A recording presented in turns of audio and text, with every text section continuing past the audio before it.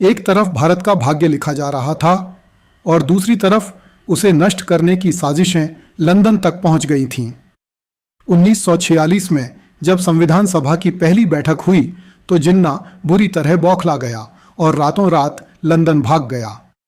लेकिन कहानी में खतरनाक ट्विस्ट तो तब आया जब प्रधानमंत्री जवाहरलाल नेहरू के एक घमंड भरे बयान ने भारत के देशी राजाओं को उत्तेजित कर दिया। क्या होता यदि उस दिन देशी राजा बगावत कर देते? क्या भारत का संविधान कभी बन पाता? आइए जानते हैं। नमस्कार, YouTube channel glimpse of Indian history by doctor Mohanlal Gupta में आपका स्वागत है।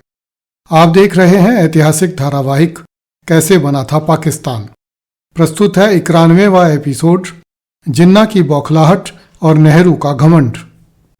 पिछले एपिसोड में हमने चर्चा की थी कि कैबिनेट योजना के प्रस्तावों के तहत कांग्रेस तथा मुस्लिम लीग दोनों ने संविधान सभा में भाग लेने पर अपनी सहमति दी थी, किंतु बाद में कुछ बिंदुओं की व्याख्या पर दोनों दलों में विवाद हो गया।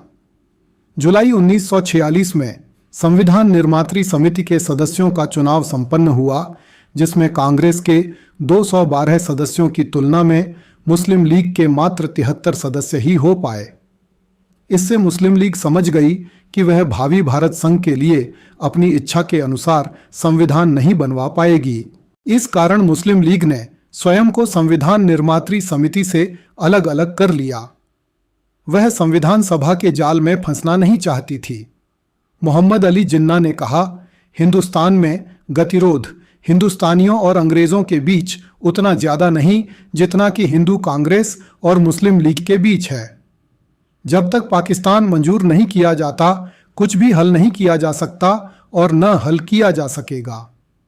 एक नहीं दो संविधान सभाएं होंगी, एक हिंदुस्तान का संविधान बनाने के लिए और दूसरी पाकिस्तान का संविधान बनाने के लिए। जिन्ना ने कहा कि हम भारतीय समस्या को 10 मिनट में हल कर सकते हैं यदि मिस्टर घेंडी कह दें कि वे सहमत हैं कि पाकिस्तान होना चाहिए।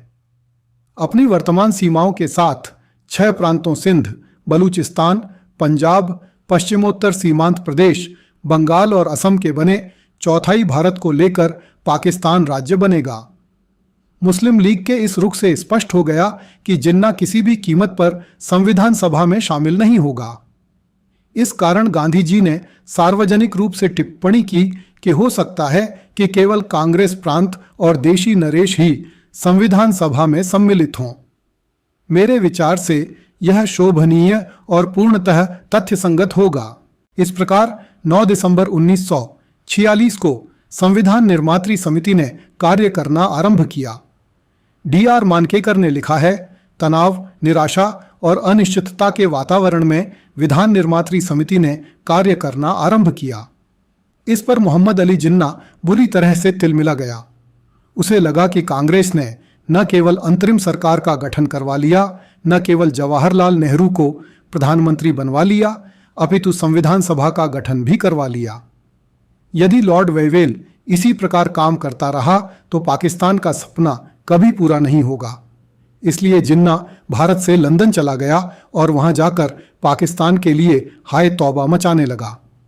13 दिसंबर 1946 को लंदन के किंग्सवे हॉल में जिन्ना ने लंदन की गोरी सरकार से मुस्लिम देश के निर्माण के लिए अत्यंत भावुक शब्दों में अपील की।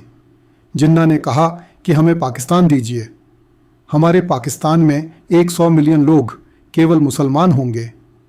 भारत के उत्तर पश्चिम और उत्तर पूर्वी क्षेत्रों में जो हमारी अपनी भूमि है और जहां हम 70% बहुमत में हैं, अपना एक मुल्क चाहते हैं, वहां हम अपनी जीवन शैली के अनुसार रह सकते हैं।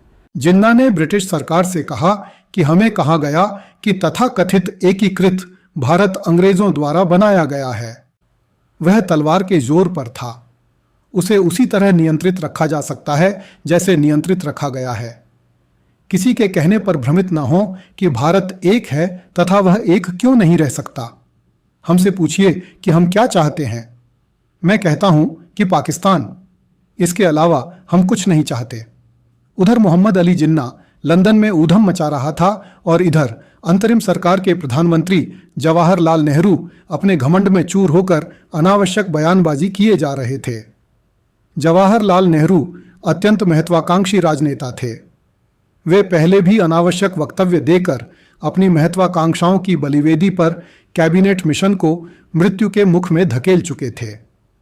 इस बार उन्होंने देशी राज्यों के राजाओं के विरुद्ध उत्तेजक वक्तव्य दे मारा। 21 दिसंबर 1946 को संविधान सभा ने नरेंद्र मंडल द्वारा गठित राज्य संविधान वार्ता समिति से वार्ता करने के लिए संविधान वार्ता समिति नियुक्त की। इसके प्रस्ताव पर जवाहरलाल नेहरू ने कहा, मैं स्पष्ट कहता हूं कि मुझे खेद है कि हमें राजाओं की समिति से वार्ता करनी होगी।